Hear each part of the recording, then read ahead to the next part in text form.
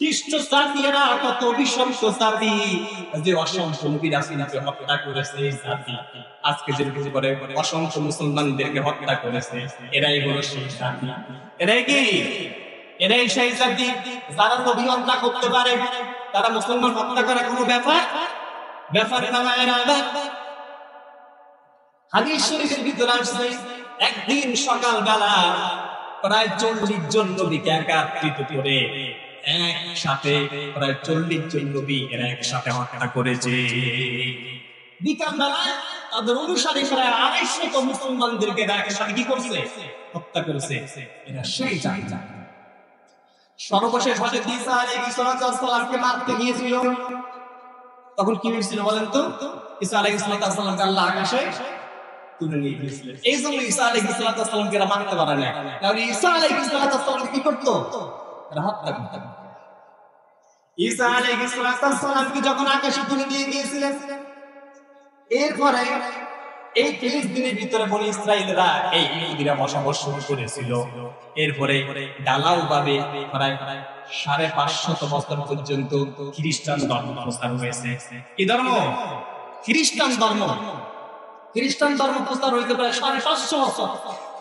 ঈসা আলাইহিস সালাম থেকে শুরু করে আল্লাহ রাসূল সাল্লাল্লাহু আলাইহি ওয়াসাল্লামের জন্ম পর্যন্ত সময় ছিল কত? 550 বছর। এর ভিতরে আল্লাহ দুনিয়াতে কোনো নবী রাসূল আর পাঠাই নাই। তো খ্রিস্টান বাদশা ছিল বাখতে নাসার। কি নাম? বাখতে নাসার। ইন্ডিয়ার যে খ্রিস্টান বাদশা ছিল, উনি এই ফিলিস্তিনে আক্রমণ করে এখানে যত ইহুদি ছিল সমস্ত ইহুদিদেরকে বিতাড়িত করে দিয়েছে। বিতাড়িত করে উনি ফিলিস্তিন দখল করে নিয়েছিল বাখতে নাসার। এই যে বাখতে নাসারের আক্রমণে ফিলিস্তিন থেকে ইহুদিরা বের হয়েছে। প্রথম বিশ্বযুদ্ধের আগ পর্যন্ত প্রায় 2500 বছর এই পৃথিবীর ইতিহাসে পৃথিবীর বিভিন্ন জায়গায় এই ইহুদিরা বসবাস করেছিল। আর ফিলিস্তিন যারা আসতে 2500 বছর পর্যন্ত পৃথিবীর বিভিন্ন কোনায় কোনায় তারা ঘুরেছে, এতিমের মতো, কাঙ্গালের মতো, ভিক্ষুকের মতো পৃথিবীর বিভিন্ন রাষ্ট্রে তারা 2.5 বছর পর্যন্ত নির্যাতনের সহিত জীবন যাপন করেছে। সর্বশেষ 570 খ্রিস্টাব্দ আল্লাহ রাসূল সাল্লাল্লাহু আলাইহি ওয়াসাল্লামের জন্ম। 610 খ্রিস্টাব্দে আল্লাহ রাসূল সাল্লাল্লাহু আলাইহি ওয়াসাল্লাম নবুয়তি পেলেন। এরপরে 632 খ্রিস্টাব্দে আল্লাহ রাসূল সাল্লাল্লাহু আলাইহি ওয়াসাল্লামের ইন্তেকাল। 632 খ্রিস্টাব্দের ইন্তেকালের পরে ক্ষমতায় আসছেন আবু বকর। তিনি ছিলেন 632 থেকে 634 খ্রিস্টাব্দ পর্যন্ত ছিলেন আবু বকর। 634 থেকে 646 খ্রিস্টাব্দ পর্যন্ত ছিলেন হযরত ওমর। হযরত ওমর ছিলেন কত পর্যন্ত? 646। 646 থেকে 656 খ্রিস্টাব্দ পর্যন্ত ছিলেন উসমান। এরপরে 656 থেকে 661 খ্রিস্টাব্দ পর্যন্ত ছিলেন হযরত আলী। আলী রাদিয়াল্লাহু তাআলা আনহু হটামের মধ্য দিয়ে সর্বপ্রথম উমাইয়া খেলাফত প্রতিষ্ঠিত হয় 661 খ্রিস্টাব্দে উমাইয়া খেলাফত প্রতিষ্ঠিত হয়। এরা ক্ষমতায় ছিলেন প্রায় 750 বছর পর্যন্ত। কত বছর? ইতিহাস দেখেন, 750 বছর পর্যন্ত উমাইয়াগণ এই খেলাফত ম্যাজিস্ট্রেটে মধ্যপ্রাচ্যে তারা রাজ্য প্রতিষ্ঠিত করেছিলেন, পরিচালনা করেছিলেন। 750 খ্রিস্টাব্দে উমাইয়াদেরকে হটায়া তারপরে ক্ষমতায় আসে আব্বাসীয় খেলাফত। এটা ছিল প্রায় 1517 সাল পর্যন্ত। কত সাল? 1517 সাল পর্যন্ত আব্বাসীয় খেলাফত প্রতিষ্ঠিত ছিল। আব্বাসীদেরকে হটাইয়া তারপরে আসে উসমানী খেলাফত। 1517 থেকে এরা ছিল 1924 সাল পর্যন্ত। কত সাল? 1924 সাল পর্যন্ত অটোমান সাম্রাজ্য, যেটা উসমানী খেলাফত নামে পরিচালিত, এরা এই পুরো মধ্যপ্রাচ্য পরিচালনা করেছিলেন। আর প্রথম বিশ্বযুদ্ধ হয়েছিল কত সালে বলেন তো? 1914 থেকে 1918 সালে প্রথম বিশ্বযুদ্ধ হয়। এই প্রথম বিশ্বযুদ্ধ যখন হয় তখন অটোমান সাম্রাজ্যের পতন ঘটে। কি ঘটে? পতন ঘটে।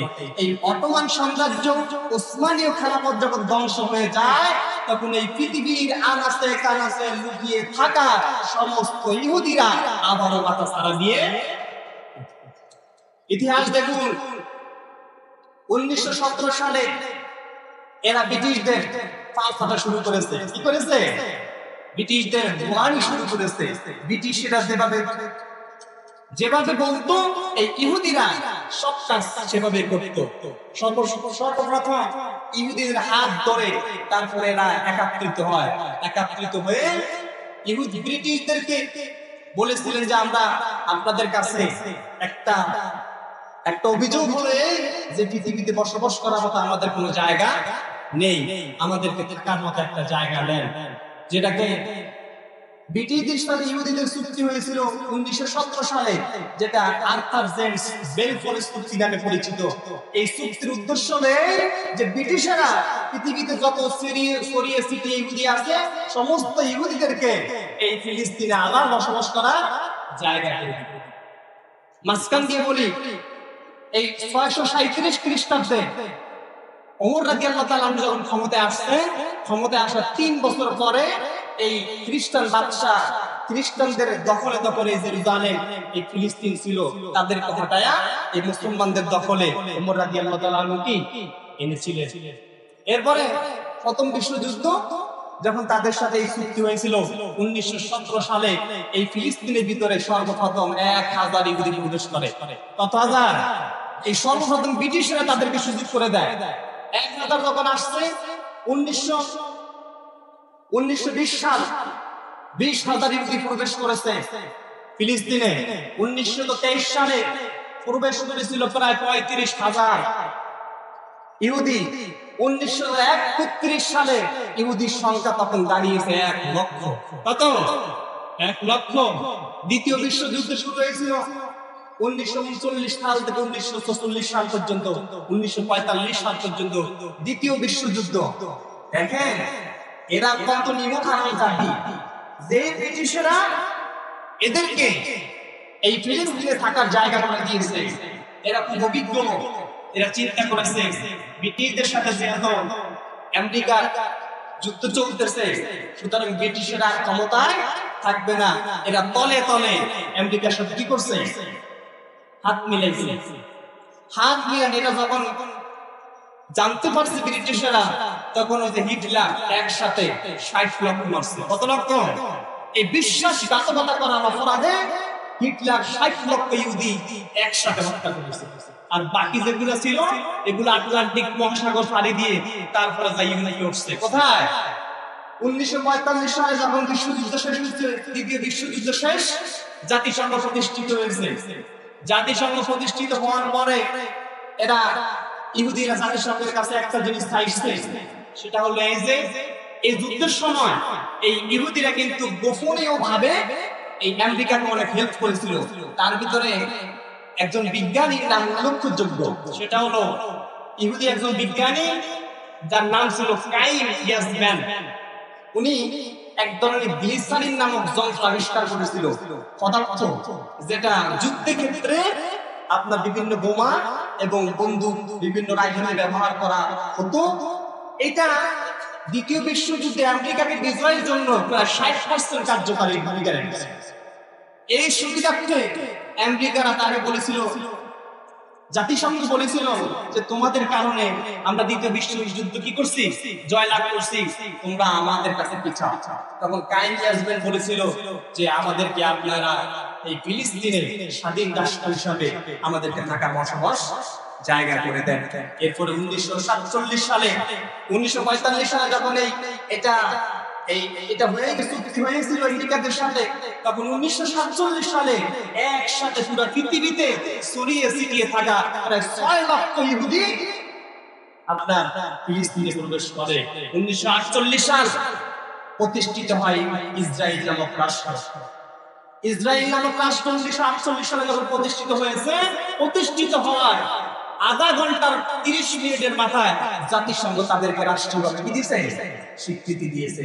শুধু স্বীকৃতি দেয়নি, তারা তখন ওখানে 8 লক্ষ ইহুদি ছিল। 8 লক্ষ ইহুদিদের জন্য প্রায় ফিলিস্তিনের 65% ভূমি তাদের নামে লিখে দিয়েছিল, আর মুসলমানদেরকে দিয়েছিল মাত্র 25%। কত পার্সেন্ট? তাও 25% এক জায়গা থেকে না, 3 জায়গা থেকে দিয়েছিল। জেরুজালেম, তারপর হলো পশ্চিম দিক, আরেকটা হলো গাজা উপত্যকা। এই 3 জায়গা থেকে দিয়েছিল মাত্র 25%। আর আমেরিকা একাই ফিলিস্তিনকে ইহুদিদের জন্য 65% ভূমি লিখিত করে দিয়েছিল। 1948 সালে যখন এই ইসরায়েল প্রতিষ্ঠিত হয়, ওখান থেকে শুরু করে মুসলমানদেরকে নিধন কি করছে শুরু করছে ইসরায়েল। করতে করতে 1987 সালে গিয়ে যখন মুসলমানেরা আর সইতে না পেরে, এরপরে প্রতিষ্ঠিত হলো স্বাধীনতার শান্তিকামী সংগঠন হামাস। কি হয়েছে? হামাস প্রতিষ্ঠিত হয়েছে। হামাস যখন প্রতিষ্ঠিত হয়েছে, তখন এই আমেরিকার দালালেরা, এই ইহুদি বাচ্চারা পৃথিবীর সমস্ত হলুদ মিডিয়াগুলো দেখাতে শুরু করেছে হামাস একটি সন্ত্রাসী সংগঠন। হামাস একটি কি?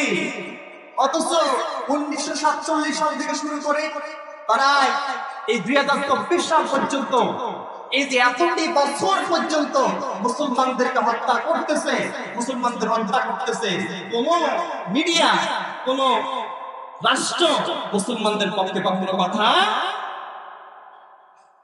আজ পর্যন্ত ইসরায়েলকে এই আমেরিকা মদদ দিয়ে, আমেরিকা ওরা আমাদেরকে শান্তির বাণী শোনায়, শোনায় শান্তির বাণী শোনায়, অথচ পৃথিবীতে সবচেয়ে বড় দত্ত হত্যাযোগ্য হয়েছে এই সবগুলো আমেরিকা চালিয়েছে।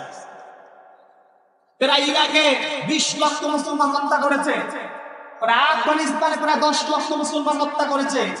পৃথিবীর বিভিন্ন জায়গায় যত মুসলিম হত্যার একমাত্র মদতদার হলো আমেরিকা আর ইসরায়েল, ঠিক কিনা? সেই ইসরায়েল আজকে এই যে ইতিহাসটা বললাম, কোন জায়গা থেকে এসেছে দেখেছেন না?